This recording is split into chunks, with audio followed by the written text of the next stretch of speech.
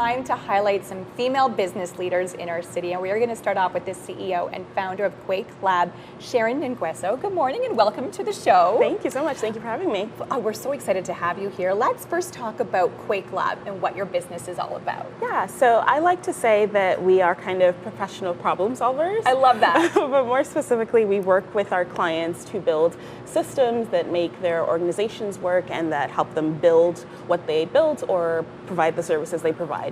The slight difference, though, is that to ensure that we're doing that with excellence, we also apply what we call an equity lens, which means we try to essentially ask the question, the way you do what you do, what consequences does it have and for who, and how can we design for that? So sometimes that can look like, maybe I'll give you two examples.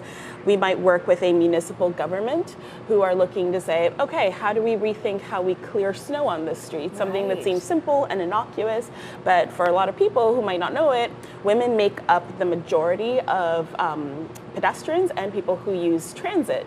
And so that means when you're thinking about how you clear a street of snow, you're also thinking about how many women are going to get injured, how many women are filling up emergency rooms or walk-in clinics. And then on the other side of that spectrum, we can work with a client to basically, maybe they want to figure out how they do their hiring. And that's, again, pretty straightforward. How do you get people in the door? Hire them. But we might start to push them with questions like, well, why do we not send our interview questions in advance? Because we know that for people who have neurological disorders like ADHD, or just anyone who hates taking a test, interview questions that are surprises aren't fun. Yeah, absolutely. And they're not a good indication of like how good you would be at a job. I love that so much. Such a great business. Tell us why you wanted to create this as a female especially.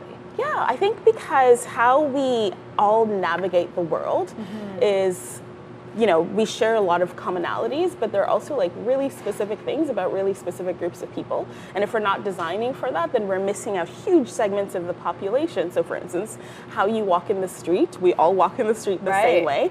But if you are, you know, using a mobility device, or if you're taking kids from one place to the other, how you use a street is going to change. And I think it's not even a question of being altruistic or being good for the world, it's just good design. And so that makes it really important for us to do this work. And just really quickly before we go, advice for other women looking to start their own business. I would say just A, go for it, but also B, you don't have to become an expert at everything. I'm a big believer in outsourcing, so don't try to become a tax expert overnight because CRA will come for you.